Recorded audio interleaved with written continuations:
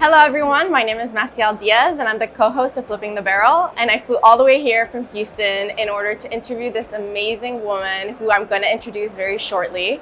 Thank you so much to the SPE KSA for getting us here and setting up this beautiful booth at their booth.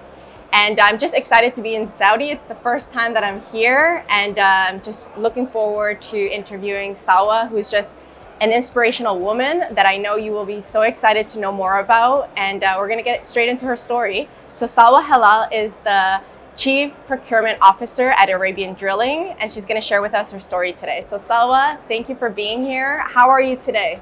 I'm fine. Thank you for inviting me. We look forward to just your amazing story. I know a little bit of background and I was just impressed, and I can't wait for the rest of the audience to get to know your story. So tell me a little bit, how did your career start and what were your ambitions early on when you first got into the corporate world? Actually, from where I'm standing, people think that I have so many highs, but I also have some lows. And that's all about the successful career. So I actually start in finance, then I moved to sales and contract, then supply chain. I had 2 international assignments, one in the Middle East and the other one in USA. That's actually give me a lot of great experience of how the business looks like. I got a fast track for being a first female manager within the company, and then that helped me to take the ladder up to be the first female of the top 10 having a position of CPO. For my expectation, did I expect that ever? No. The answer is no. Maybe that will disappoint you that everyone say, yes, I was dreaming to be so and so. But actually, I didn't plan for this. I was just working like any a fresh grad who have a business. And then suddenly, I found myself that I had the career. So I took the responsibility and I enjoyed it. That's amazing. And I really like that you shared that in saying, it just happened. It's not that you had this big ambition and you just put in the work, did your job really well, and people started to see that and giving you promotions. And that's kind of how you climbed up the ladder. You mentioned to us that early on, one of the CEOs of the company that you were working at really saw something in you. And he was the one who really sponsored you in a way and mentorship and sent you to the US assignment. Can you tell me a little bit about that, and how was that in that moment to have that kind of recognition so early on in your career? Actually, I was lucky to have that great leader who adapted me, and he saw a potential that I didn't see. So, and that's why I told you that I didn't plan for a career, but the career came to me. So actually the man discovered that I have a potential that he can invest on me, and he started to give me training. He started to have to build a development plan to change the young girl to a businesswoman. And that's transformation happened because he gave me a lot of training that changed myself to 180 degree for my character. He called me one day and he told me that you are selected to be the first female to travel to Houston presenting the company, and you have to succeed. You have no option, because if you succeed, I will send other girls. So I felt like, wow, that's a great opportunity.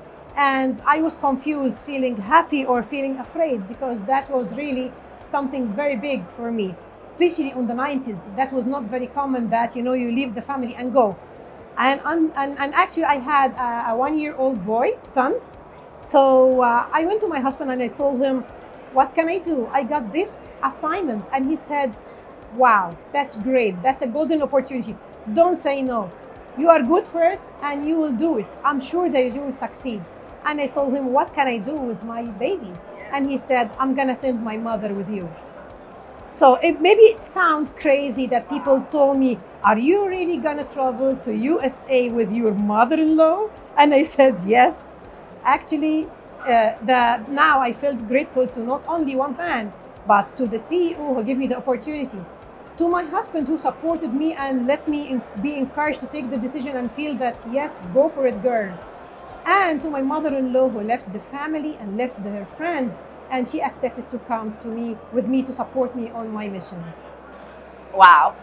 Just hearing it again is so inspiring. I remember when you first said that, when we pre-interviewed you, and what an incredible story. The impact that a leader can truly have in somebody's career, and just knowing that you can really change somebody's life if you see that potential in them that maybe they didn't see in themselves.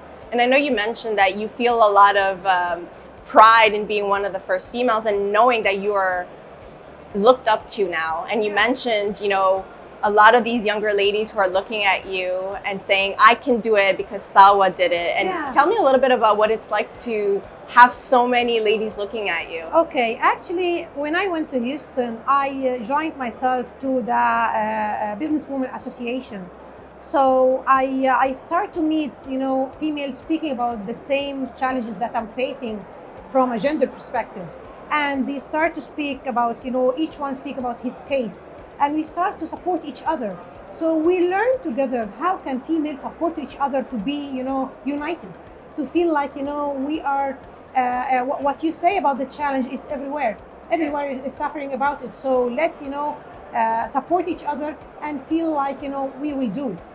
And then I turned from like, I am obliged to do this assignment to I like to do it because I saw so many businesswomen that inspired me, and I said, wow, this is my place.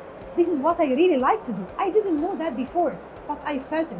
So you turn from that when you love things, you really do it with passion, and that's very important. It's so beautifully said, and just women supporting women is such a powerful thing. And I'm glad to see that you are doing that here in the kingdom. And, a lot of the women that I just met were talking about you and how they look up to you. And so it's truly impactful, the career that you've had, as it's really leading the way for, paving the way for other women to see that they can do it too, especially when you said that you had a 1-year-old son.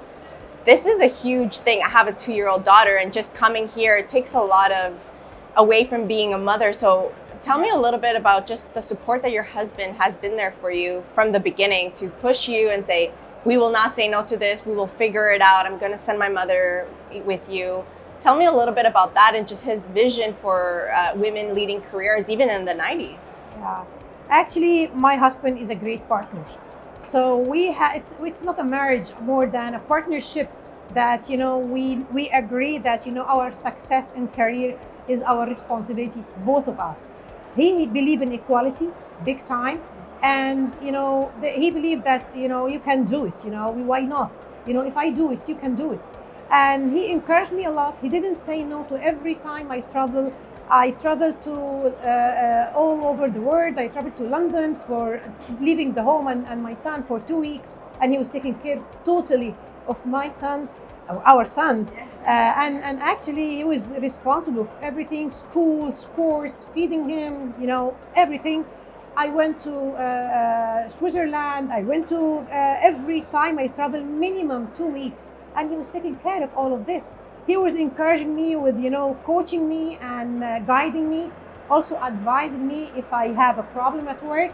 We all do have problems at work, so I go and come and talk to him about it. And he just gives me a lot of advices, and he don't ever let me down.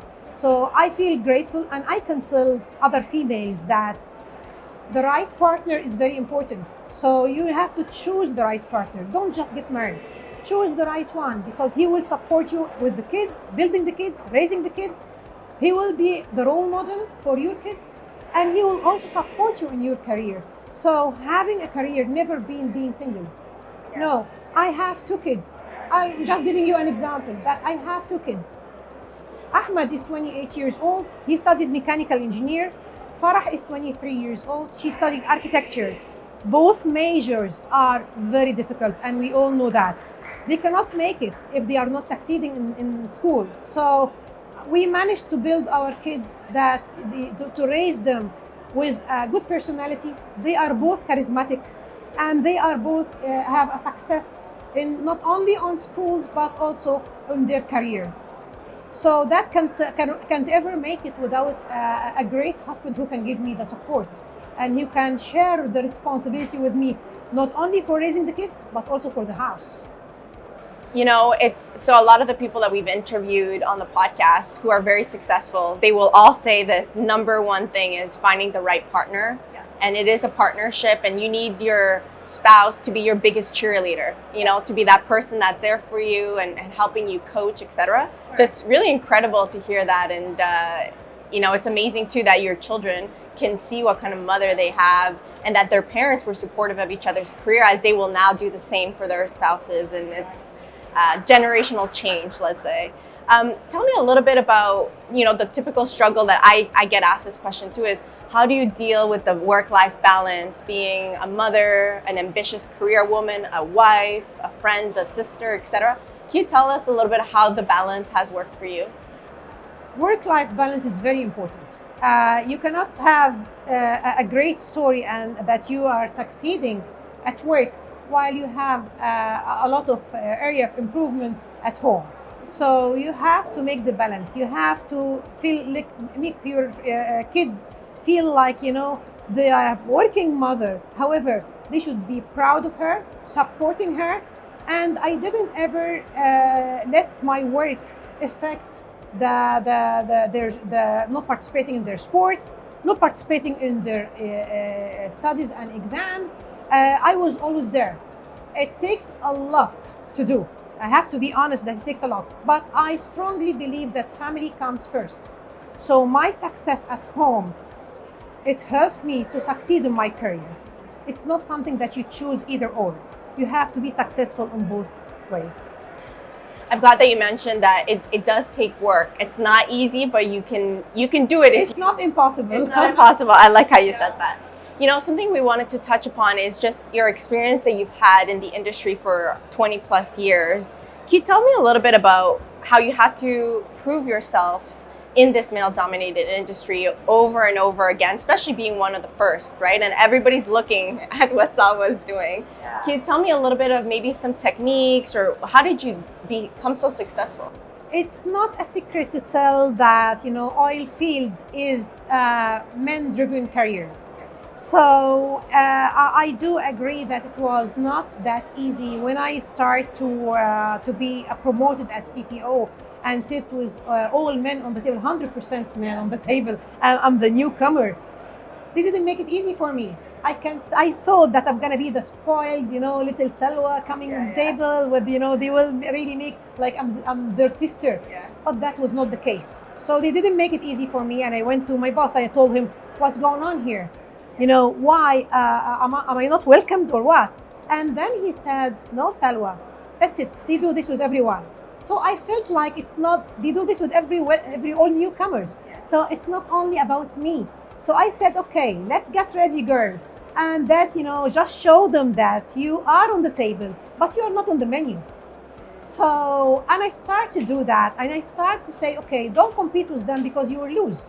They have a huge experience. So the strategy that I took, I said, okay, let's, you know, keep quiet, monitor, scan everything, and then look what they are missing.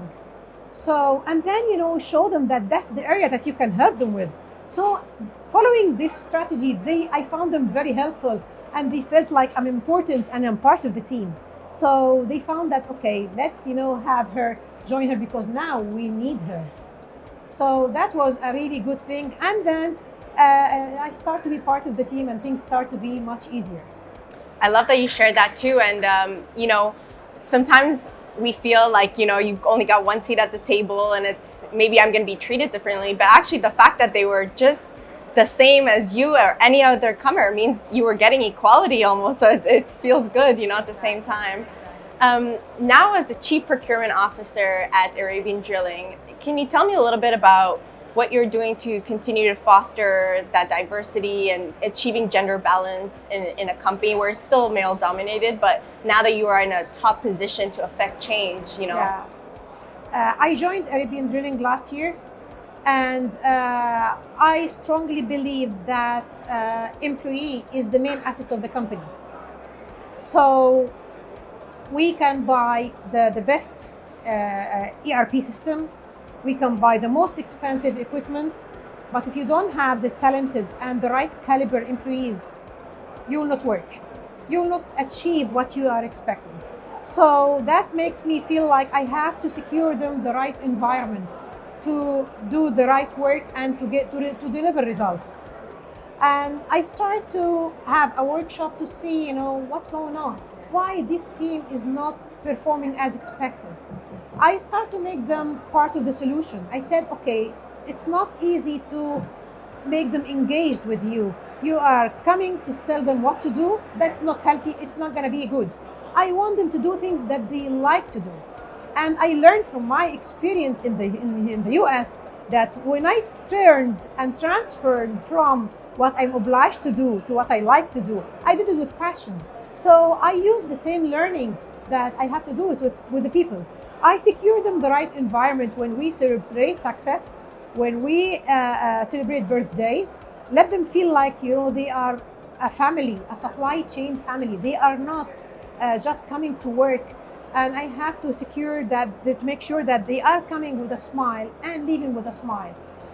The day is 24 hours, so the first 8 hours is our responsibility towards the employee.